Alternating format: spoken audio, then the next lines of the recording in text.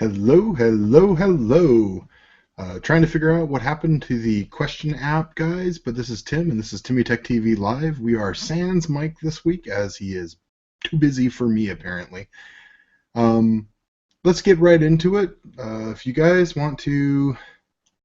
I don't know what happened to the Q&A thing that Google had on here, which is kind of disappointing because I was actually starting to get used to using that.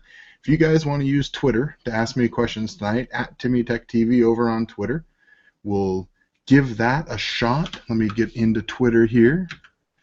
So much easier when I have somebody to be like, hey, stall, I'm looking up something. So, like I said, sans Mike.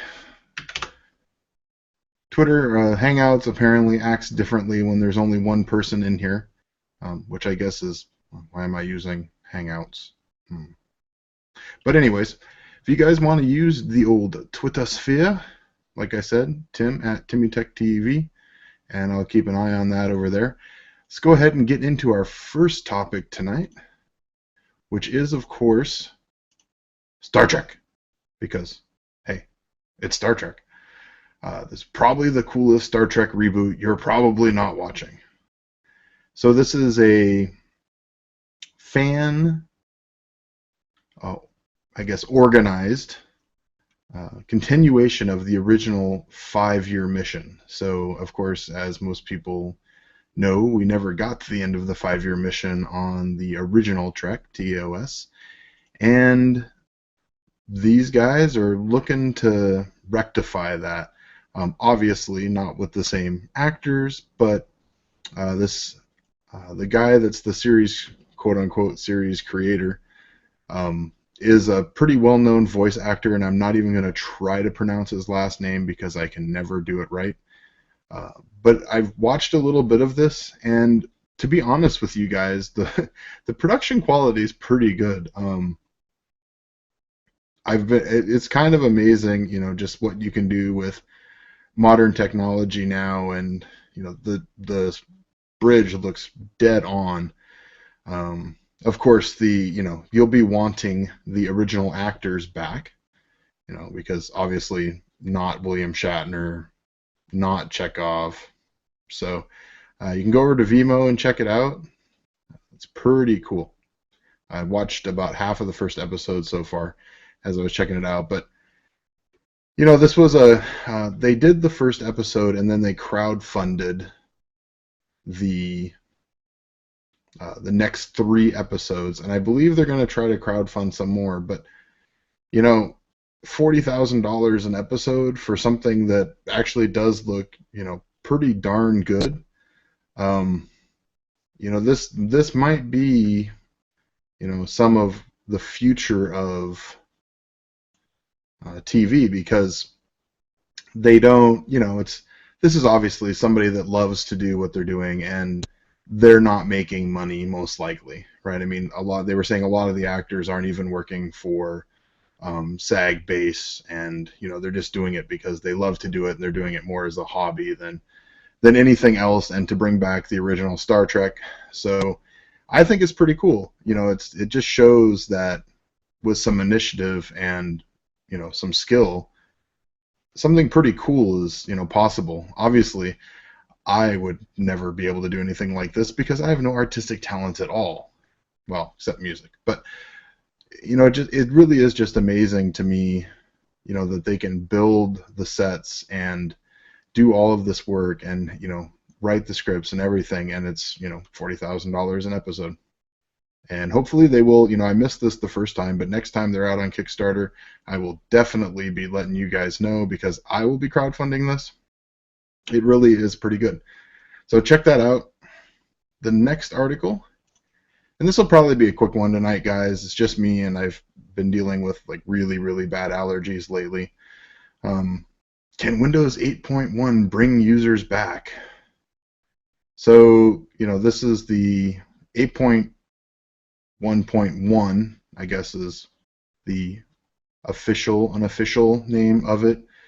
But basically, we're getting the old start menu back, and well, I guess it's the new old start menu.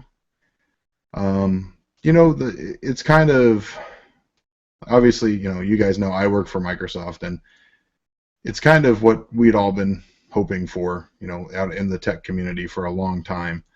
Um, we went away from the desktop look and feel to help with the tablet look and feel, and I don't work for Windows, so I really have no idea what goes on over there. Um, but I do use it at work as an enterprise OS, and I actually do use 8.1 at home, and I skipped 8 completely just because I did not like it. It was too hard to do things. 8.1 though, I like more than 7, and I was a diehard I'm never going to switch guy. I ran 7 at home religiously on every machine, and now every machine runs 8.1. So really looking to the 8.1.1, and I was looking to see if there's any photos. And apparently I picked like the worst one ever to show. But the gist here is that there will be like a little Metro side app. Let's see, close up look at Windows 8.1 update.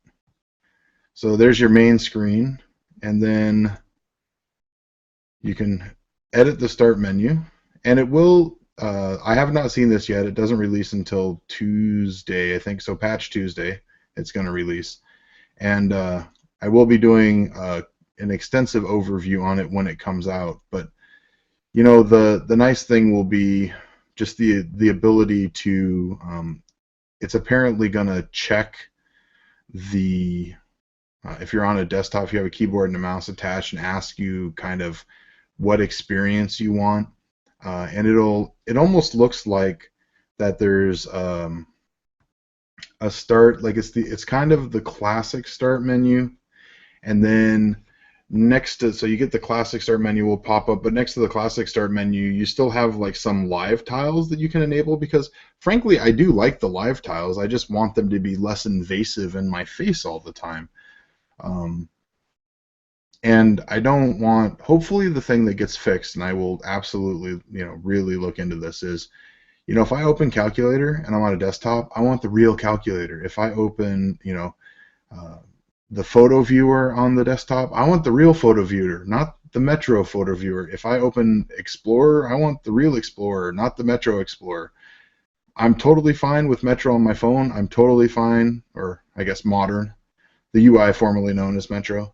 I'm totally fine with Modern UI on my phone. I'm totally fine with Modern UI on my tablet. There they make sense. I actually do like live tiles and the tiles, and I like Windows 8 phones if they would work with my car, but that's a Bluetooth issue, not necessarily a Windows issue. So what do you guys think? Hit me up over on Twitter. We'll get some questions going here. What are my, let's see, what kind of RC aircraft do I fly? What kind of RC? I nothing right now. I just bought a Pro drone 2.0, so we'll see how that does. I used to fly like SIG. I don't know if you guys know the brand name SIG. And like a SIG Cadet is my main plane that I fly around. It's just because it's an easy plane to fly. It's got a lot of wing area. It folds down remotely compact, and I fly the 42-inch version, so it's really easy to fit in the back of the car, and I just have a brushless motor and some lipos in it, so it has a little extra oomph versus the normal SIG Cadet, and it's the electric, not the gas. I don't run any gas. I run all electric, so it just makes it, I don't know, easier to port around with you and leave in the back of your car and stuff. So what are my thoughts on FX Matt's mother? Okay, Carter, let me know what you mean. Wish they were higher quality. Do you mean what are the materials in the FX series motherboards? The AMD, the Asus motherboards are actually decent quality boards. I have a review of the cheapest one coming up, and I have some issues with it, but none of it is quality. So they seem to be okay. My issue with them more is, you have to realize that the APUs are not meant to be high quality boards, right? I mean, if you're going to spend $100, $150, $200 on a motherboard, you're not buying an FX based sorry. See, APUs FX. See, I thought FM2 Plus. Okay, let's start that all over again. So the FM2 Plus motherboards, I think, are decent quality. I think the Gigabyte ones are great. I think the Asus ones are mostly great. Okay, now back to the question, what actually it was. FX, I'm guessing you mean AM3 Plus. Yes, I'm disappointed that they're not. Sorry, something from Jerry made me laugh. There's the Crosshair from Asus is a really good board. That's probably the only one I would buy. There's also a couple of Gigabyte boards that are really good. So,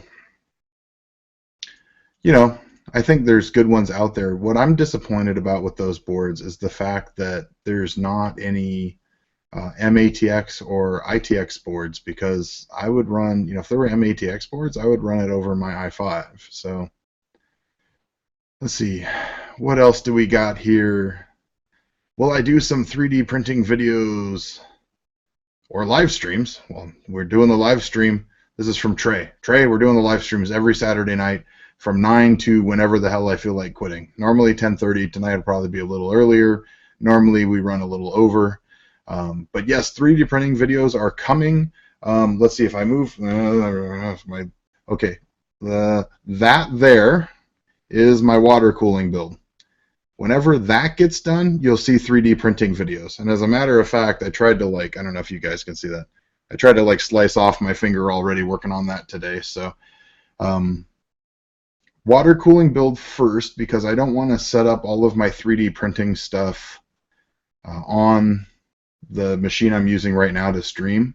So I want to get the water cooling build done so that I can get everything set up the way I want it to be, and then when I start really 3D printing, I can decide which PC I want to use, but we'll see. I do want to do some 3D modelings. Oh, Sam. What do I think about the R9 295X? Well, the first thing I think is I'm way too small for them to send me one. And I guess they're still under embargo until sometime this week. I did see the video cards review, and I don't know. I would rather water cool, because it looks like it's going to be out of the box water cooled, which I think is neat. You obviously need that for that card. There is no way they were ever going to cool that card with just a stock cooler. I mean, no way. You'd have to have a quad bay 87 fan. I mean, the card is 500 watt TDP with the 2 chips on there. That's at least what's been reported. So, yikes. I mean, they had to water cool the thing. The thing I really don't like, though, is if it comes pre-water cooled, it probably means that they're not going to have water cooling blocks out there for it from third parties. It'll depend, but I bet not, because not many people are going to take a perfectly good aftermarket water cooler off of it to put a perfectly good aftermarket water cooler on it. I would say, honestly, if you want that kind of performance, buy 2 R9 290s and water cool them, which is plug yet again. What's going in that system right there? So, and as a matter of fact, is what's right here. So I'm just about ready. I'm probably going to work on it tomorrow, because here's the water block. So I'm going to work on water blocking those tomorrow. And no, Jerry, you can't autograph my chest in a future blog. So yeah, so that's what I think about it. Can I talk to Timmy? Can me and you talk sometime about computer parts sometime? Yeah, that's what this is for. So honestly, I have just enough time to do videos and this stream when I'm not working or with my kids. So I have 3-year-old twins, and they get the priority. Work is second, and wife this. I don't know, everything else in some other order. Um, but yeah, so yes, this is where we talk computer parts. So if you want to ask questions, go ahead. What do I do at Microsoft? I work for Skype, and that's about all I'm going to say. So I do stuff with stuff and things. I work on the enterprise side, not the client side. So what else we got here for some questions? We'll keep ranking through these babies. I saw one here that I went live streams, start menu. Okay, let's go to the next article here, which is Cortina blows away Surrey, and Google Now may bring me back to the Windows Phone. So I had a chance to play with this a little bit on Friday, and really it was just like looking at it, not actually using it. So I don't have any personal opinions yet, other than I really hope they got the voice actress that did the original Cortina to voice over it. That's about how much I care about this. It would be cool if when you did it, if her little hologram from the Halo game came up too. But all I've seen in like the photos so far is that you get this, Windows, like the Windows 8 circle comes up every once in a while. So we'll see how this is. I don't think the 8.1 updates for the Windows phones are coming out yet, but it looks pretty cool. I mean, at least somebody's taking it seriously. Now, what I will say is I hope to God it works better than the Xbox voice recognition. Because seriously, it's horrible. Like, it's great if you want to go like one menu deep into something. So if you want to like, turn your Xbox on, log in, select YouTube. Yeah, then you're walking around looking for your remote. Which to me, I want to be able to say like left click, right click, and have it like, be able to navigate by voice if I don't know where the hell my controller is, and I just want to like, bring up Tech Syndicate and like have it have some kind of idea. Like that's where voice recognition, in my opinion, is useful. Just getting me one or two menus deep into something doesn't really help. So hopefully with this, they will have a little bit more robust, I guess, AI to be able to figure out you want to go, multiple menus deep in something or do something. The thing that kills me with the Xbox is there's lots of apps that aren't written for it, which is what, like the YouTube app. It's not written for the voice commands. But it seems like there should be some way for the voice command interface for you to be able to be like, if you want to do like a start or a select or press A, that you should be able to do that. And it won't even let you do that if it's not keyed. So a little disappointing there. So hopefully this is better than that. I might actually do a video on the Xbox and exactly what I think about the voice commands. And since we're on the topic of Xbox, let's go over to Amazon Fire. So Amazon Fire TV. I actually bought one of these. It just got here yesterday, and I haven't started playing with it yet.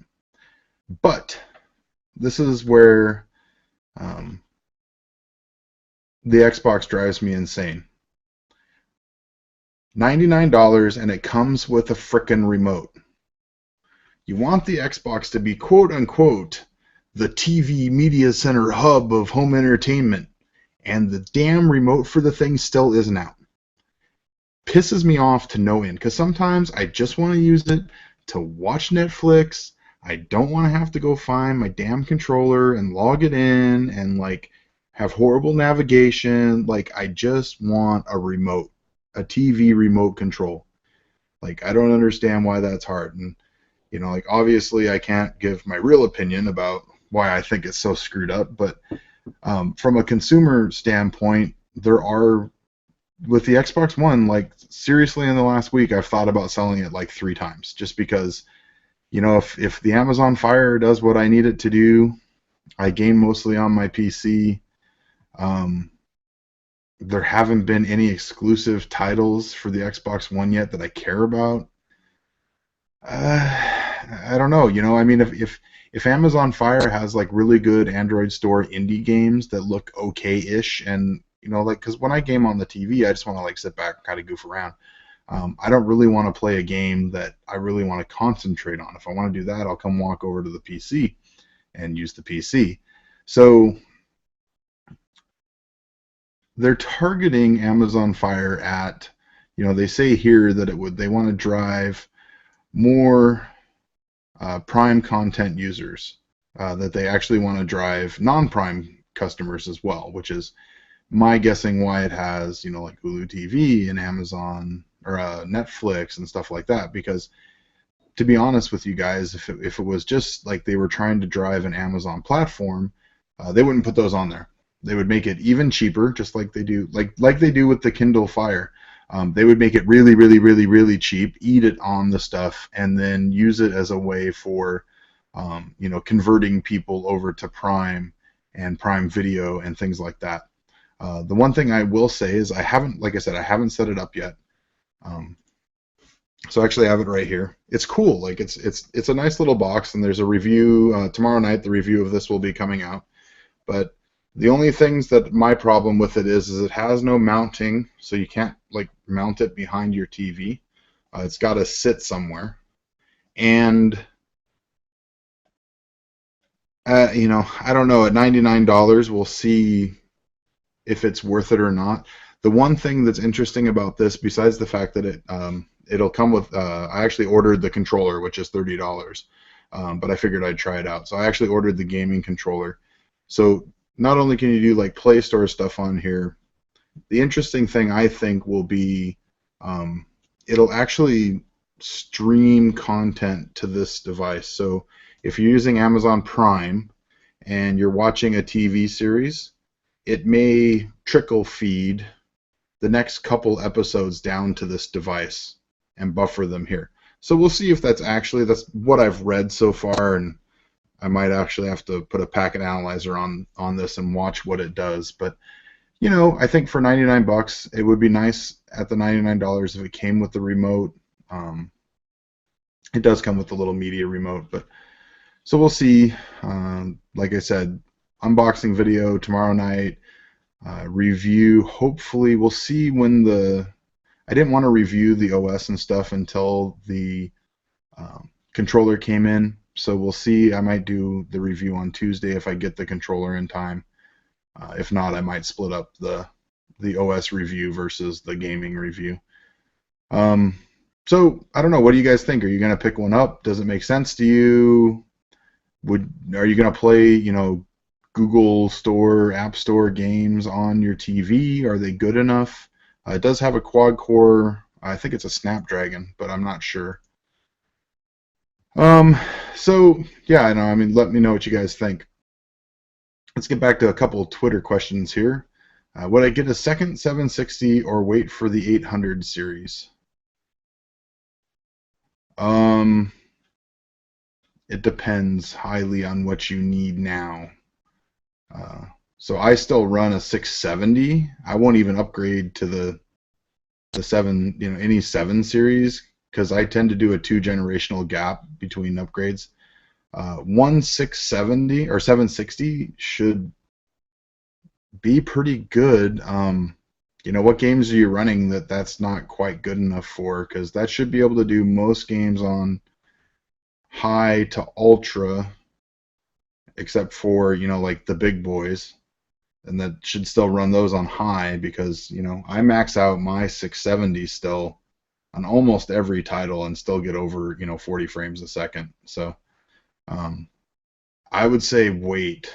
Don't if you're just SLIing just cause, don't. That's a waste of money. Do buy an SSD or something that'll actually help your system even more. Is there any way to increase the output quality because of some reason my Wi-Fi is crap or something? I'm getting 240 res. That's obviously on the stream. I don't know. It might be a Hangout thing, or it might be uh, your thing. But on mine, um, I have my in set to auto HD, and it looks like I'm coming through in auto HD to me. So I don't know what to tell you. Sorry. Okay. Shoot me some questions, guys. Remember, at TimmyTechTV on Twitter. And we'll go to my last article for tonight. We said it's probably going to be a short night. Google Glass. Come on.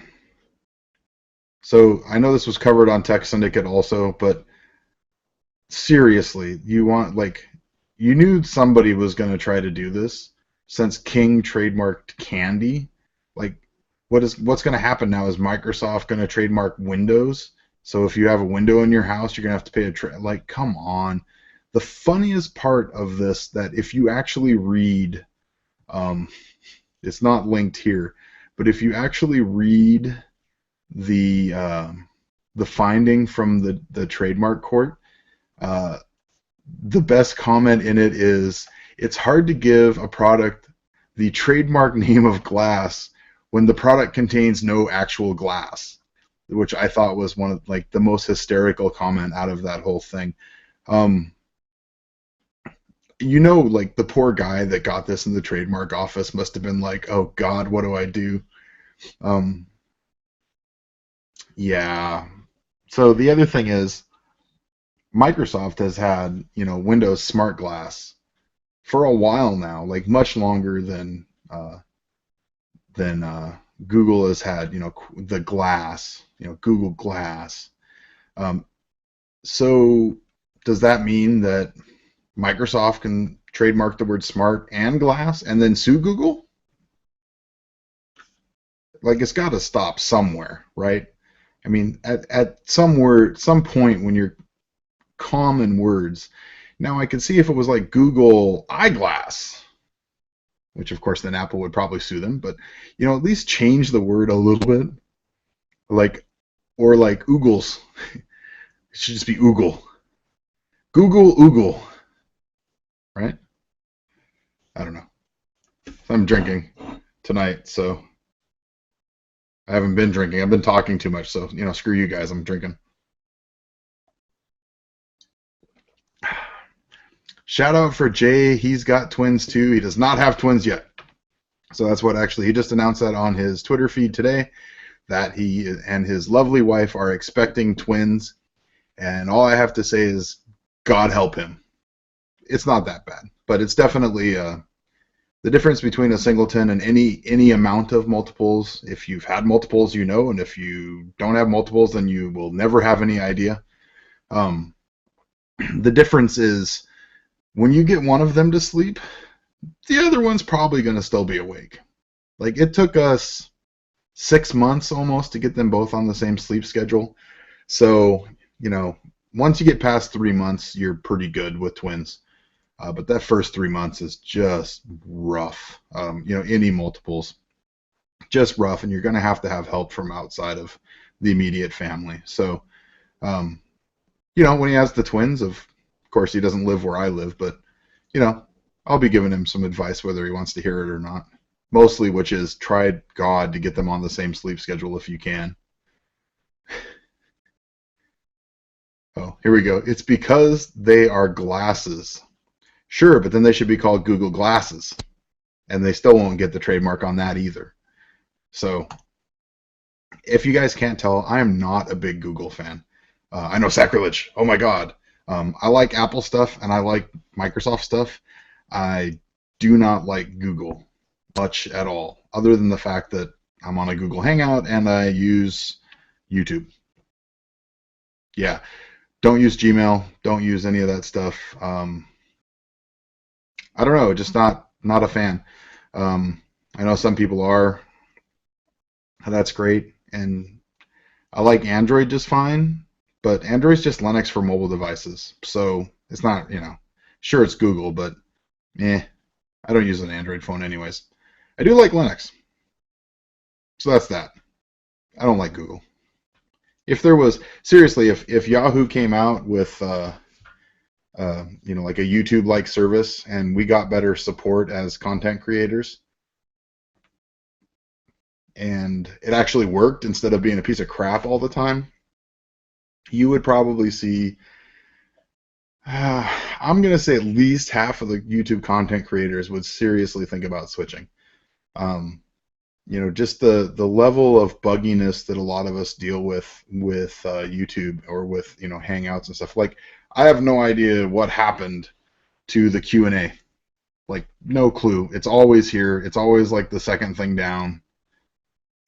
It's just gone tonight for some reason. And the thing that kills me with it is, like, where do you even go to find out? Like, their help stuff is ridiculous most of the time, and I don't know. But yeah, just not a big Google fan at all. But I should like Google Fiber. You know what? I won't like Google Fiber until it's in Seattle. Until then, screw Google Fiber. Because what's it done for me lately? All it's doing is pissing off all the cable providers, which only hurts me, not makes me happier. So, yeah, until Google Fiber is in Seattle, the hell with them. Because they're really not in any major metropolitan areas yet, and they're not gonna be, guys, because the court battles would just be insane.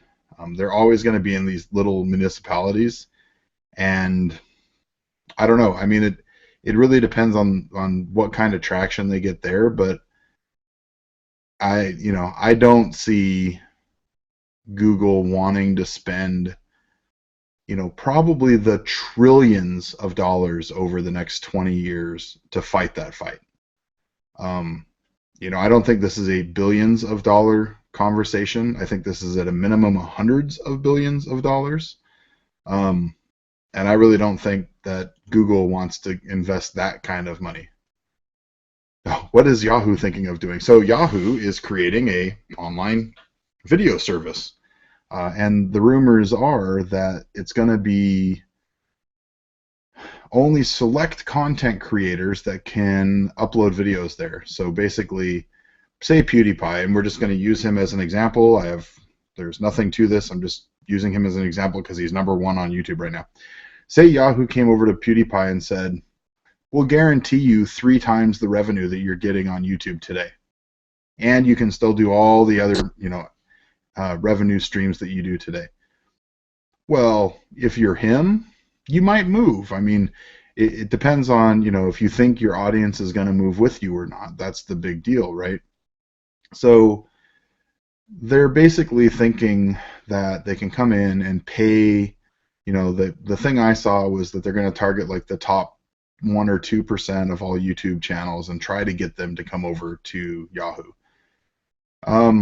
I don't know. I mean, it's a really big risk. The whole point of YouTube is that it's a community-based thing, which is, Google didn't create YouTube, so it was around before Google bought it. So, the whole point of it is that anybody can upload videos, and then through rankings and view time and all these other things, that you get better search results for the videos. But sometimes I search for something where it's like some little 100 sub channel is the only one that has a video on it. So if you don't have that over in Yahoo, I don't understand how they would expect, to drive people there, because, I come to YouTube and I might check, I usually check to make sure it's like, hey, is there a new Tech Syndicate video that I need to watch? And after that, I usually fumble around a couple of my other subscriptions, but then it's like, oh, I heard something about, Goat Simulator, which we'll get to that in a second. I heard something about Goat Simulator. Oh, go look and see if there's any Goat Simulator gameplay videos. Oh, look at this one. Like, I almost died laughing last night at one of the Goat Simulator videos. So that's where Yahoo's trying to go with that. And I don't know. I mean, I would not move personally. I think, if I was that big, I guess if they asked me to move at this small of a level, I probably wouldn't, because there wouldn't be enough user base over there for me. If I was one of the big guys, I'd be really scared of alienating that fan base that you've grown on YouTube. Who I think you're going to see moving over there are corporations. So like say ZDNet or CNET or any of these guys that do um, like the broadcast style TV stuff where it's really more professional and it's more like a TV channel than it is like anything else. I think you're going to see that stuff move over, and they've actually, I don't know if it's official yet or not, but they've signed an agreement with SNL to the only online Saturday Night Live clips they're only going to be available on Yahoo. So that's the first one, and I think you're going to see more stuff like that than individual, like smaller uh, contributors moving over. So we'll see how that goes. Um, so Goat Simulator. Is anybody playing Goat Simulator? It looks totally ridiculous. I might have to buy it. Like seriously, I might have to buy it. It's just so funny that I wish it was multiplayer though, because I'd love to run around with Jerry and do a live stream of two goats playing Goat Simulator. Yeah, I don't know. So, like I said, guys, if you got any questions, Ubuntu for phones, yes. I will just stick with my iPhone. I know, sacrilege, but uh, I might have to reboot my iPhone like once every 3 months.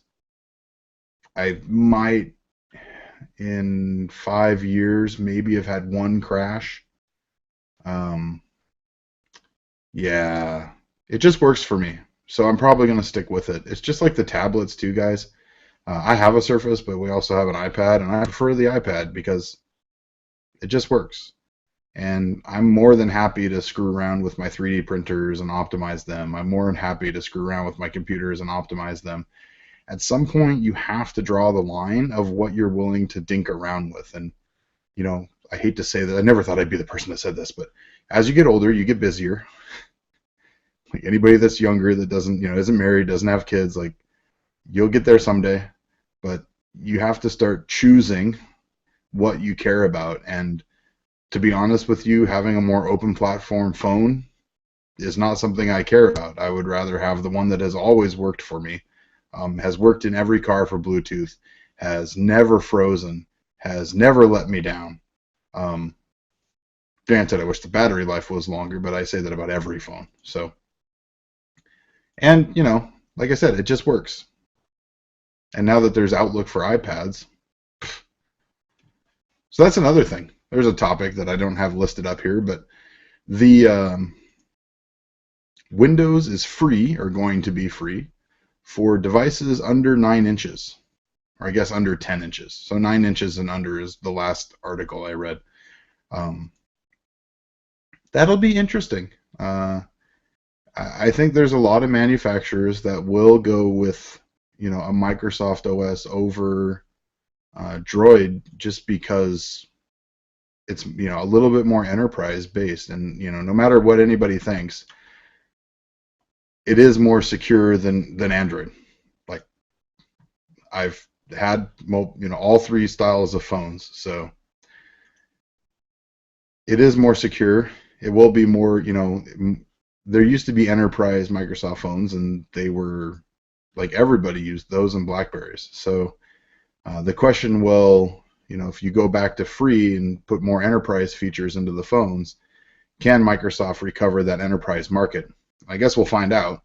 But at the same time, if you want something that's secure and enterprise quality, using open source software is not the way you get there. So I know some people will disagree with that, but when you use open source software, you're at the whim of the other developers not being idiots. At least when it's in-house. So like, I guess Amazon might have a phone coming out, which I don't know what that OS will be.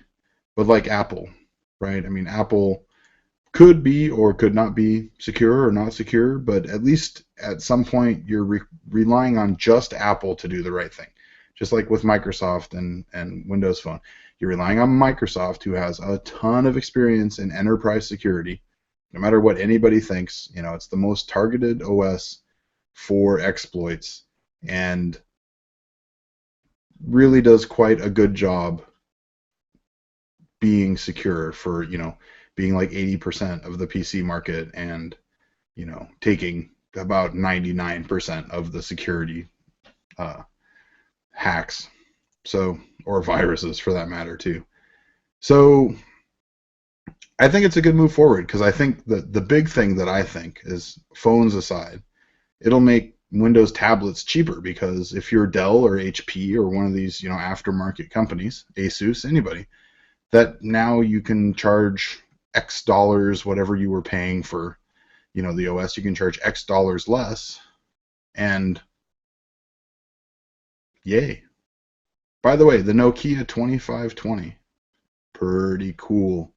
It's actually the only Windows tablet that I like right now, but there are supposedly some HP and Dell ones coming that look pretty cool. But yeah, the Nokia one, my problem with the Surface is it has very hard edges, and it's not comfortable to handle because it has that widescreen. I really want a 16 by 10 screen like the iPads have. It has that 16 by 9 screen and those really hard edges, and it's really heavy. So that's one situation. See, now that you have, third-party OEMs will be more encouraged to make these devices because they'll get free OSs for them, which makes their revenue better. It's all good. Can I talk about the 5-year-old with the Xbox One? I can only talk about what I've seen in the media because I didn't even hear about it until Xbox Live went down for a patch. Like anything, there are corner case scenarios that there is no way a corporation can ever touch. So if you guys are software testers, and I've been a software tester for almost 20 years, there's just stuff you're going to miss. There is no way you can 100% test a product. A lot of times you're hoping, the stages it goes in. So you're going to try to use something called code coverage. So you're trying to cover the code base as well as you can in the limited amount of time that you have before a release. So use code coverage data to try to touch all the DLLs, all the components, make sure there's no AVs and things like that. But when you come to like user testing, and that's really what this security exploit, this is a user scenario. When you come to user testing, you have to use users. It's very hard to simulate a true user. Even in Windows, you guys have seen this where it's like, the kernel will be just fine, and like something silly that a user can do will crash the kernel, or blue screen you, right? That's because that scenario wasn't tested. So like as an OS or as an Xbox evolves, you tend to find these corner cases that they will add this to their test scripts, 100% guaranteed. But you hope that when you go to beta, that stuff like this would be found in your beta audience, right? Or your alpha audience. And obviously nobody had thought to do it because a 5-year-old found it. You would have seen this exploit somewhere before now. So that means to me that it is a massive corner case and that somebody just accidentally found it because they were goofing around. So if how many millions of people own this device now, and it took a 5-year-old to find it with basically unlimited amounts of time and screwing around, there's no way a software company is ever going to be able to 100% cover a product. So you hope that whoever finds this stuff reports it, and I will say that I think they should have given him more than they did. Should have been like, hi, we'll give you every Xbox game produced from now until the end of the Xbox One. Because, $50, $60 billion company, 5-year-old kid. Anyways, that's what I think about it. You're never going to get everything. And the other thing, too, is because it's Microsoft, guys, Sony, anybody, Apple could have something like this, and I guarantee you it would not get as much press coverage as a Microsoft product. People love to pick on Microsoft because they're the biggest, and that's just the way it is. So you tend to see much, much more press coverage over, you know, anything that happens with Microsoft than you do anyone else. So, Sam asks, have I heard seen the smartphone has a Pico projector? No, I have not. I have not seen the smartphone that has the projector in it yet. Um, hmm. I don't know if I want a projector in my phone though. Talk about something that would just destroy battery life. I guess if you had a wall outlet to plug it into.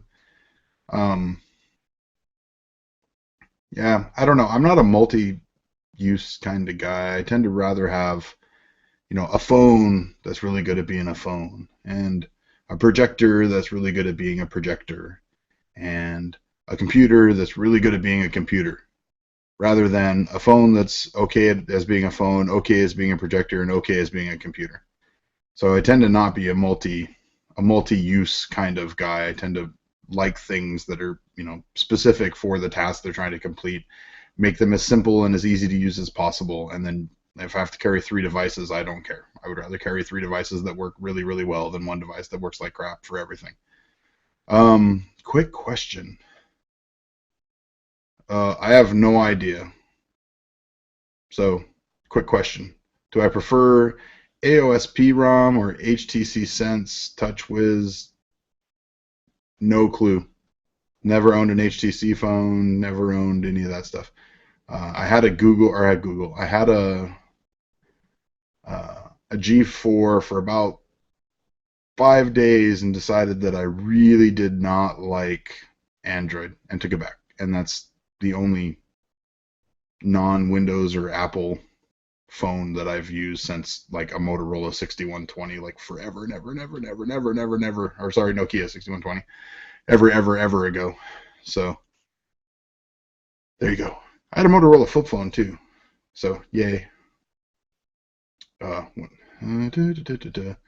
see, Rob is late to the party. When does the Windows 8.1 update come out with the return to the start menu? I have no idea, but I would guess it's Tuesday night when Patch Tuesday happens. If I was a betting man, that's when I would say you'll see it, or at least it'll stage then and roll out. Because so this is another thing too, guys. Updates versus hot patches or quick fixes. So most patches are 2-4 megs. This most updates, depending on the size, are hundreds of megs, maybe bigger. So they tend to do staggered deployments, so not everybody gets it all at once. Just to say, just so it doesn't crash the download servers and stuff like that. So some people may see it earlier, later, just depends. It'll probably be a staggered rollout. And they just control that via, there's a hierarchy of window update servers that, they can say, I don't know if you've ever used Windows Update. I love it personally. If you're an enterprise guy, doing enterprise labs and security patching and stuff, you can actually tell it, WSUS, like when to stagger between the servers. So you like have a master controller and you can tell it like how to propagate these patches out to all of your sub infrastructure. So that's pretty cool because then you don't incur that massive like load right when it comes out. But I would guess it's going to be Tuesday night if I was a betting man. Because like I said, Tuesday is Patch Tuesday. So if you guys want to figure out, Patch Tuesday is always Patch Tuesday. Is it this Tuesday? It's always the Tuesday after the second Thursday. Yeah, so it might be a week from now. We'll see. We'll see if they want to stagger it out before the hot patches come out. So Patch Tuesday actually will be a week from Tuesday. So if you ever want to know when you expect patches to come out from your computer, it's the Tuesday after the second Thursday. So the second Thursday would be this coming Thursday. So it'll be like a week and a half from now. That's how you can tell if you work enterprise or not. Like when are patches coming out? When do I have to worry about rolling reboots on my server infrastructure? You can tell what I do at work now. Do I play Days or BF4? And ever have something where we can play with you? I do play a little BF4, but to be honest with you guys, in the last month I've gamed for maybe an hour. If I'm not doing YouTube stuff, I'm doing research for YouTube stuff. If I'm not doing research for YouTube stuff, I'm sleeping. most likely. Um, I spend a lot of time on the channel, and it's just me. So, some of the other channels, it's all they do. They don't have normal jobs. That's the channel is what they do. And I don't know. I've never been a really hardcore gamer. I tend to get into MMOs. So, uh, Star Citizen will. I don't know if I'm going to do Elder Scrolls Online, but Star Citizen I will definitely do because I've always been a massive Wing Commander fan, and Privateer and all that stuff. Like I love the space sims. I love me some space sims. So um, I will definitely play that. So that's probably the first game, and who the hell knows when that's going to come out finally. Probably next year. That's probably the first game that I'll seriously play again. That's like a year and a half from now. I might actually do some Star Wars Online streaming, just because I really like that game too. But, I don't know that that's playing with somebody. I suck at FPSs. I'm always like right in the middle, and I usually have like the same number of kills as deaths, which means you're not very good. Um, so yeah, my Twitch is on the 9th for the patch. Thank you. So it is. Let's see, what is the 9th? Wednesday. Wednesday. Okay. So they'll probably patch that. What that means to me then is that they'll patch first and give themselves a week to find anything that they may have to hotfix. That probably makes sense. Let's see what else we got here. Sorry if I'm saying a lot. This is kind of off the cuff this week. 4K display. Will I be buying a 4K display anytime soon? No, because I'm a cheap bastard. I just recently bought a 2.5K display, so 2560 by 1440. And it is more than fine for me. To be honest with you, I still game in 1080p because I don't see a difference. The only time that I game in 1440 is if I'm playing something like Civ or a simulator where I really want to be able to like back out of the image and get like a bigger area to see. So like StarCraft, stuff like that. Those are the only games I play at 1440. Everything else I tend to play at 1080p because eh, it's eh, it's not really, I don't see a big difference. And I wear glasses, and I don't know if that has something to do with it, but um, I just tend to not, I play a lot of games where unless I want that real estate on the screen to be able to see extra, I just 1440 just. I think 4K. I don't even think 4K is going to catch on. To be honest with you, I think we're going to skip 4K. I think you'll see 4K be like Betamax. So, um, because I think you're going to see like just enough people start to switch over to 4K, and then they'll find some magical technology that lets them go to like 8K or I don't know whatever. But I think before 4K becomes uh, kind of mainstream, I think you'll see the next thing will be already out there. So, because 1440 has been around for a long time and it's still just barely cost effective. Actually, it's the 8th when it's released. Yes, Tuesday. That's what I said. I would guess it's going to be Tuesday night though, not Tuesday morning. So, they like to release things in off hours. Just FYI, if you've ever watched, because like Patch Tuesday it's not just like hey, it's Tuesday morning, let's release the patches. It's usually in the afternoon sometime. So so if you have any more questions, guys, let me know. I'm just kind of babbling on at this point. Let's see if there's anything else here. But yes, gaming, I don't know, like I don't take the YouTube stuff super serious, but like, so an average day for me, work 10 hours ish, come home, get the kids at daycare, come home, do dinner, play with the kids until about 8, put them down. So then I have like 2 hours before I'm going to go to bed. Usually, go to bed like 10:30 or 11. So if I'm up with the kids until 8:30, 2.5 hours to record, edit, research, um, and like have some kind of downtime. So that's actually a good thing to bring up is I'm going to I like to say we because it makes it sound like I have people. I don't have people. I have me and the dog. I don't know if that counts as we. I'm going to be going to a 3-day, or I guess if you're European, 3-day a week release schedule. It'll be Sunday nights, Tuesday nights, and Thursday nights at 11 o'clock because that's tends to have already been kind of my schedule. And that'll just let me pre-stage videos. I tend to have been doing like I film it, I edit it, and then I release it right when I'm done. And what that's causing is it's really, making me stay up way too late, and I'm just not getting enough sleep, and work is starting to pick up, so I'm going to be there more, unfortunately. Um, but yeah, I just want to be able to stage videos out so that I can film, one night I can film 5 or 6 videos, and then I can just kind of, edit them as I get around to it and just kind of get ahead.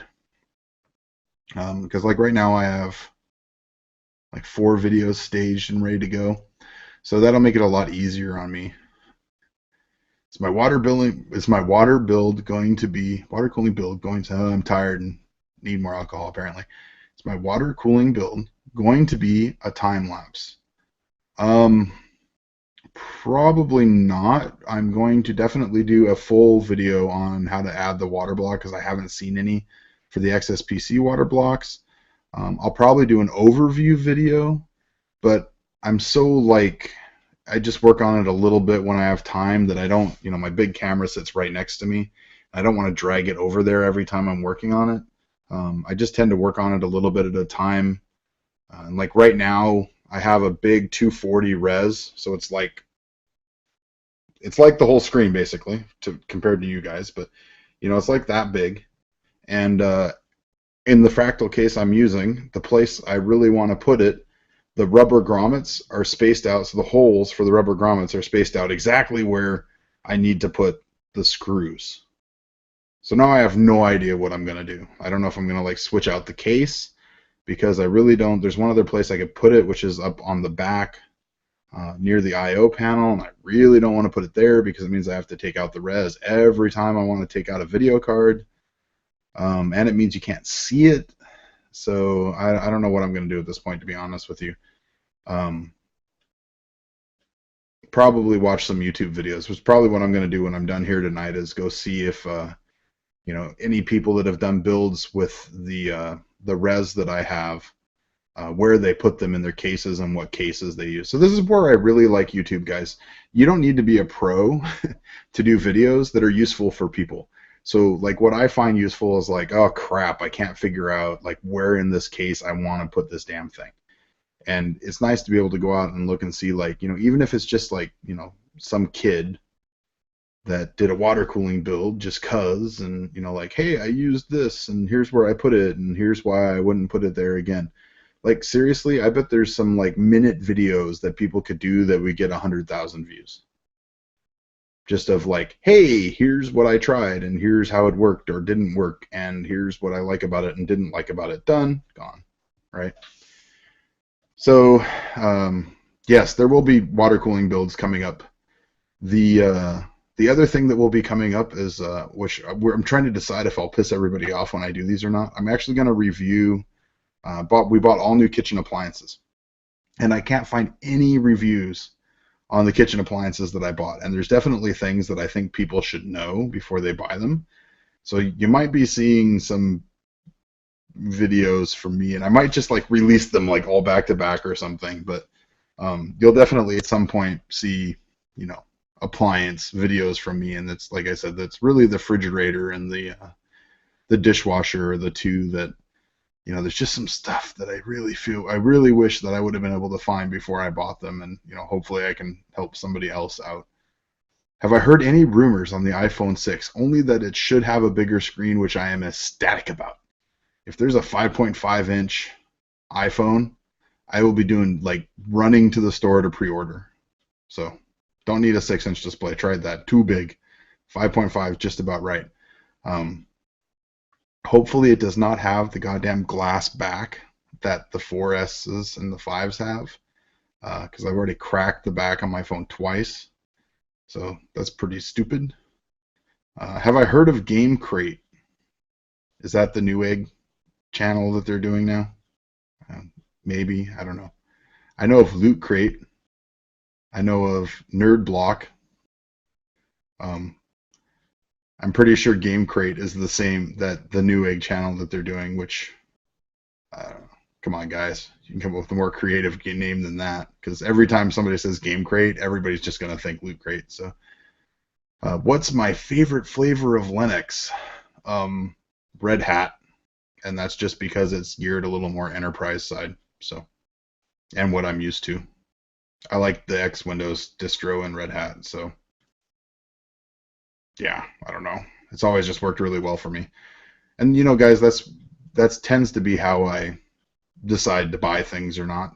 It's like, hey, this works really well for me for some reason. Like either I just intuitively understand it or it just works well.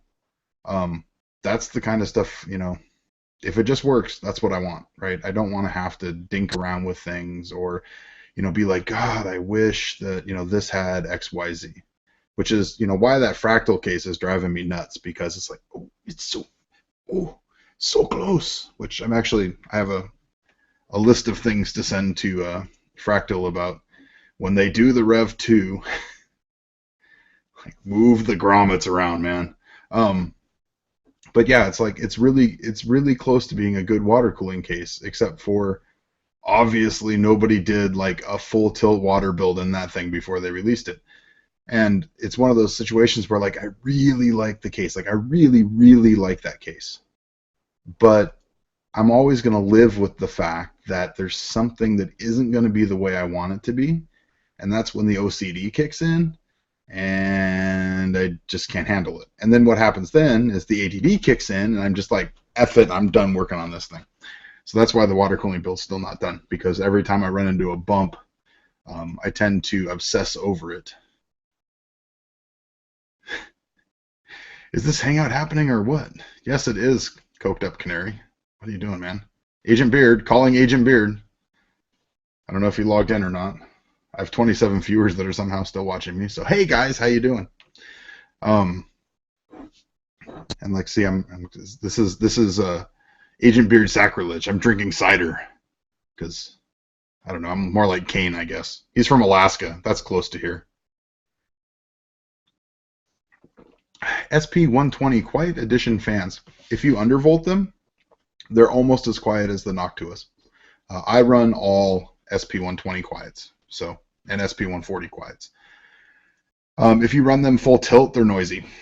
But if you run a Noctua fan full tilt, it's noisy too. So, because not necessarily the fans themselves are noisy, but when you have that much air moving, you're going to get noise. So, but yeah, if you, like, I have 5, 6, 7, 8 SP120 quiets in my water build, and I just undervolt them to 7 volts or 5 volts because they'll run at 5 volts, and I just let the fan controller watch the CPU temp and the motherboard temp and adjust accordingly. So they will ramp up, but they never go up to 12. If you run fans at 12 volts, they're going to be noisy. I don't care what fan it is. You need to run at 7. And I have them in my system that's running here. And if you guys hear, there's like a hiss on that the mic picks up. It's not actually the fans. It's actually the pump on my H100. So the pump on my H100 is, I would say, 3 times louder than the fans at 5 volt. So I like them. And they're not, like, I would buy Noctuas if they weren't hideous ass colors, guys. And yes, I'm vain, I guess, but I'm not running Noctuas in a machine that you're going to have a window on. The machines that aren't going to have windows, sure. Like my Media Center PC, it has Noctuas in it because I want it to be dead quiet. and have lots of airflow. Just bought a 4930K. Don't know what motherboard to... Okay, let's start with you bought a CPU before you bought the motherboard? Really? That is not the way I would recommend doing it. Just to be plainly clear with you. I would always choose the motherboard first, because the motherboard is going to dictate size of case you can use. Do you want ATX, MTX, ITX? What features do you want? Do you want to water cool it? Only certain boards have water blocks for like the boards. Do you care how many SATA ports it has and what chipset? And I would say always buy at least pick your motherboard and buy your motherboard and processor together. Rampage 4 Black is cool. I don't know if I would go... Yeah, that's probably the one I would buy, let's be honest. But I'm an Asus fanboy, so yeah. I'm not vain. Noctuas are ugly as sin.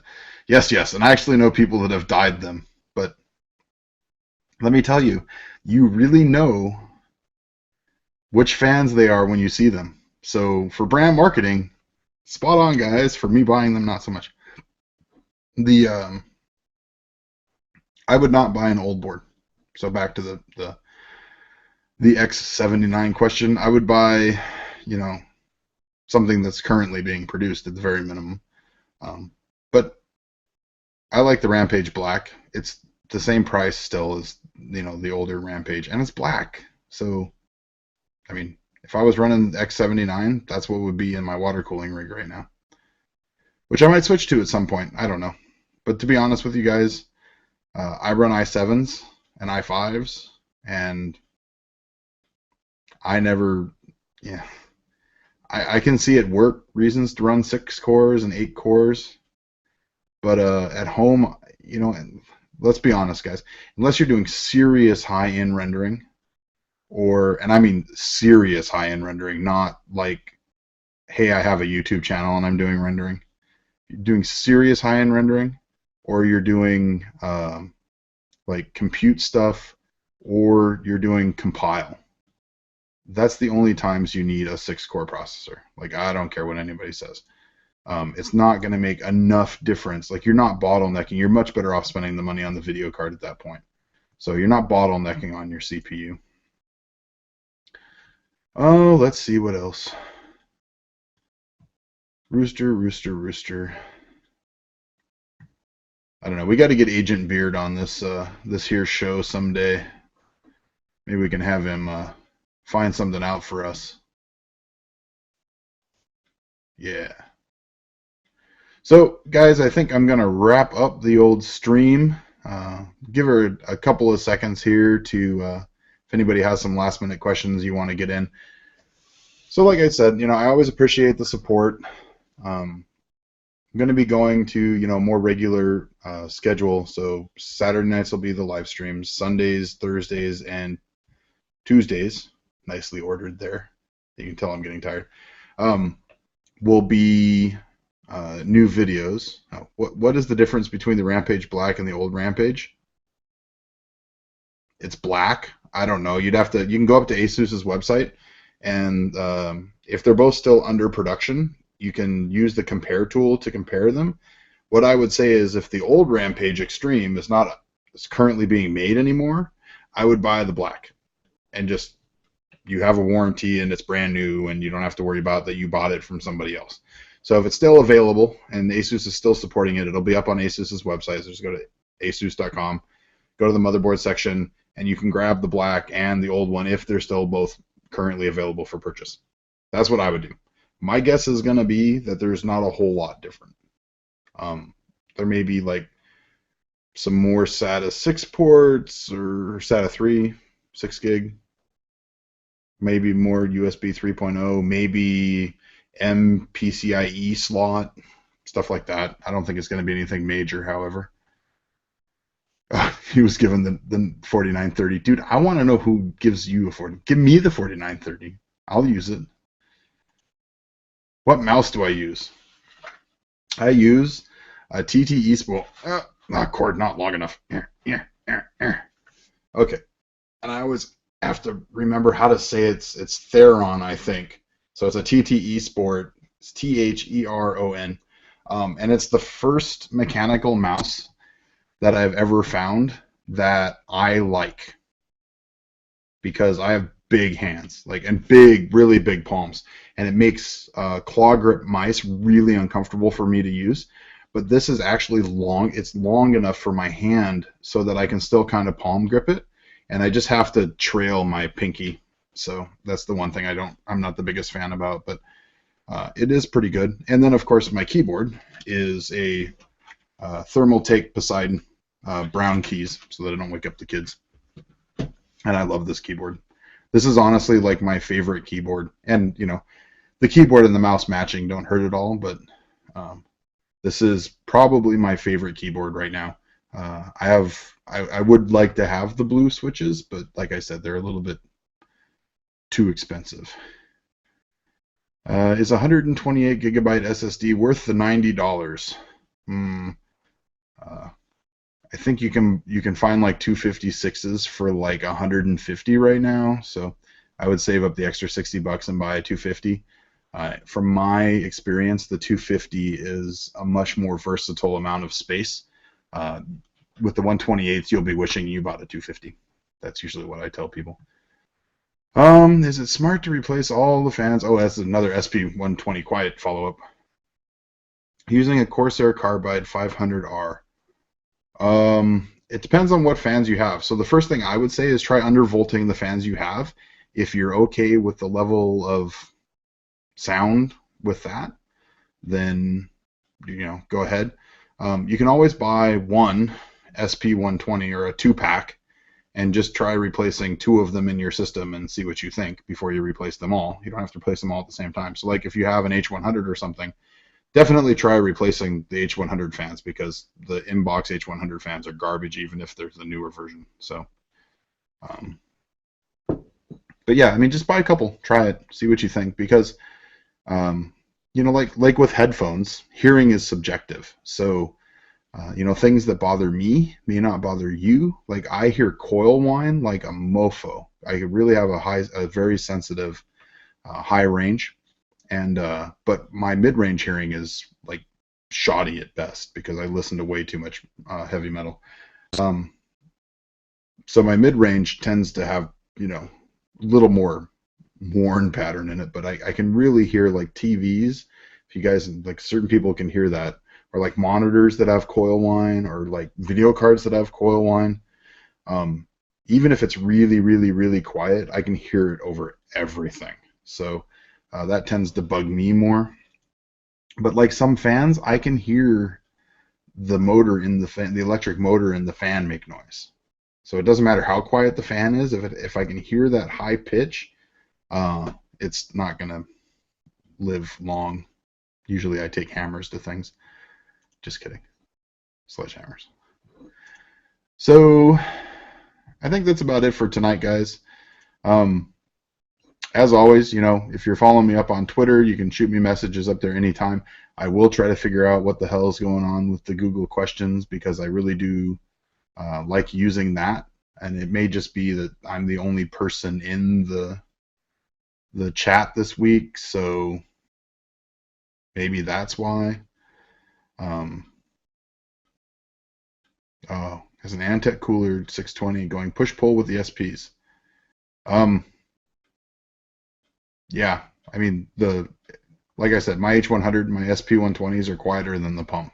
So, but then again, I don't run. So here's another tip. All of these water coolers want you to run the fans off of the pump. Don't do that. So run the pump off of the CPU header so that it'll run the air. But then, especially if like an Asus board, you have Fan Expert, plug the 2 push-pull fans into the motherboard, and then use Fan Expert to run them. And then you can set like custom curves based on the CPU temperature from the motherboard, and that will ramp the fans up and down independently of what the pump thinks you should run it at.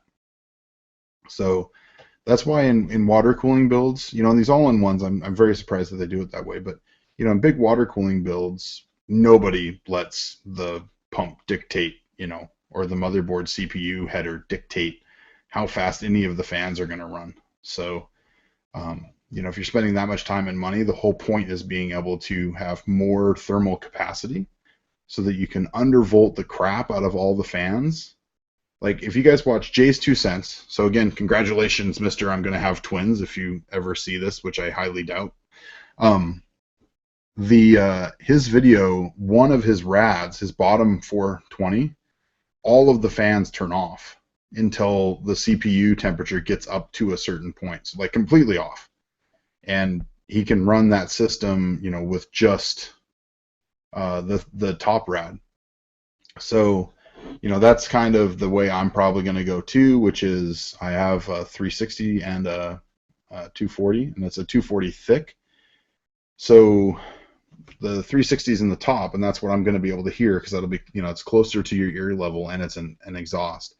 So I'm probably going to run, the front is a push-pull. I'm probably going to run that one all the time and then let the top one decide whether it wants to be on or off depending on where we are in the CPU temperature curve, and of course the GPUs are on there as well. But like I said, I have those R9 290s, and it doesn't matter what fans I have in the case, because when those suckers spool up, like I've heard quieter vacuum cleaners. So like two R9 290s running like at 70 or 80 degrees, and the blower fans are just 100%. Like, I had my music almost all the way up and I could still hear the fan. So that's how loud the damn thing was. Which is why the 295R, R9 295, whatever the hell, is going to be water cooled, because, like, seriously, if they air cooled that thing, you would have to have like a room fan attached to it. So, do I know of any cheap headphones? These. So Logan reviewed these. These are the HD 668Bs.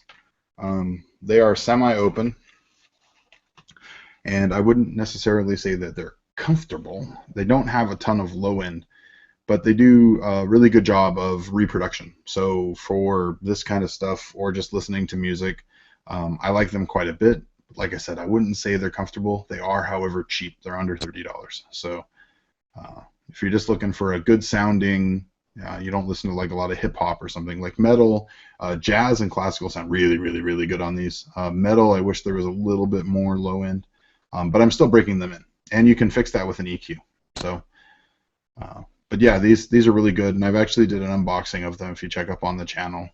So, and right now I'm running everything through. I will say, okay, this is the best advice that I can give you guys. I'm running everything through my Steinberg UR22 DAC. I cannot believe the audio quality difference when I switch to a DAC. So no matter how good the audio on the board is, and I know like for eons people were like, well, just put in an add-in audio card, same problems. The DAC is ridiculously clean. Now granted, this isn't a cheap DAC. It's a couple $100. But it does, in this case, it does, 2 inputs, 2 outputs, and I can monitor on my headphone, does phantom power to the stuff, and it has MIDI ports and all that kind of stuff. So, but I will say, like, when I went to using this, the difference in audio quality between, plugging into the motherboard and plugging into this was just absolutely ridiculous. It's so awesome. And I really like having like an analog volume dial like right next to me. Like, I'm not like, oh, jack it up in the, no, man, nice, like, feeling analog dial. Oh yeah.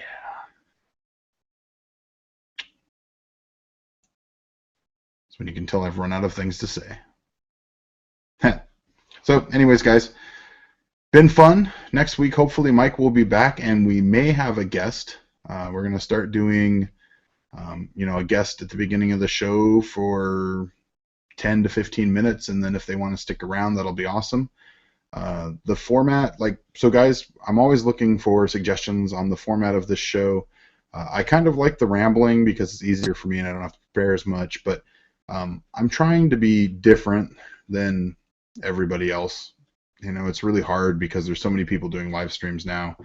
Um, I try to find, I'm honestly trying to find this like comfortable medium between what Logan does on the tech and what Linus does on the WAN show, and like kind of be in the middle somewhere and at a very, very different time. Um, but you know, my point of view versus their points of view, uh, I tend to not care because I really don't get, you know, you guys see on the channel, if I get something from an OEM to review, the first thing I say is like, hey guys, I just want to let you know that, you know, AMD sent me this 250 R7 250, which by the way, what a great little card. I'm redoing my media center PC around the AMD was nice enough. So I will give a shout out here. AMD was awesome enough to send me a 7850K, and I really appreciate that because I have an A10 and it's a 6800K, and I just bought it before the new one came out. So it'll give me the chance to test out the Kavari with the 250 in my media center PC, and I have a sneaking suspicion that you're going to be able to game for sure at 720p at Ultra, but I bet you can game, you know, 1080p at medium high to high. Depends on the game. I mean, if it's a game that's a few years old, then you're probably going to be able to go to its highest setting. We'll see. Because in that case, I mean, seriously, like if I could just run, you know, like I like XBMC. So, you know, if I could run like Win 7, because I don't, well, maybe Win 8.1.1, depending on how the startup screen stuff works. XBMC on top of that, with Steam on top of that. Like, guys, I get people like, you know, the idea of Steambox and Ubuntu and all that stuff. I would rather just run Steam on Windows, man. I mean, I don't want to have to run a Linux box everywhere, and I want my experience to be the same, and I want to be able to back it up the same way I back up this PC. So, like, I like the idea of Steambox, I really do. And I actually know Drew Bliss. Used to work with him. But I think, you know, I think I said last week, I think he is very, very wrong. They really like to, you know, poke holes in Windows right now, and the reality is if Windows was free to put on a Steam box, they would be using Windows. I don't care what they say, because they already have it done. So they would just use that. But it's going to be a competing Xbox product, so there's probably no way in hell that, you know, Microsoft would give it away for free. But what if they put it on a less than 9-inch screen? That'd be awesome. We're sorry, we've seen you have plugged this into a TV. If you plug it into a, you know, 1970 9-inch black and white TV, it's free and you don't have to activate. But we saw you plugged it into your 42-inch plasma. Nah, you're gonna have to pay now. Oh, irony. Which, by the way, I bought a shirt that says like classically trained. It's the NES controller. It's like, yeah, that's how you know you're old, is when the NES came out and you thought it was the new cool thing. Because I had an Atari and an Intellivision before, and the Intellivision was awesome. Anybody that's played Burger Master, props right there. My old man and I used to play that when I was like 5. So run around and try to make burgers. Oh yeah. Yeah, that's right. I went there. So anyways, guys, somewhere around here's a clock. There we go. So I went to almost 10:30. But like I said, rambling on, and you know, let me know what you guys want to see. You know, we do try to cover the things you guys like. I'm trying to diversify the channel, so you're gonna see, you know, 3D printing stuff and computer stuff, and, you know, stuff like, you know, the Amazon Fire, consumer stuff, and guys, I know like the hardcore viewers, I get a lot of you are like, why are you doing consumer stuff? So seriously, my third highest viewed video is a Sony DVD player. And that's because more people are searching for this stuff. and that helps you get channel exposure. So you're going to see stuff like that. Plus, I like looking at that kind of stuff. I mean, consumer electronics away from computers is interesting just in the fact that, it's got to work. It just has to work. And, there's definitely some stuff that just does not work. And hopefully I'll be taking a look at the Roku. And supposedly, I saw an article, supposedly now that, the fire is out and Google is seeing the writing on the wall, there's a new Google TV, but it's going to be called Android TV from Google. So we'll see how that does.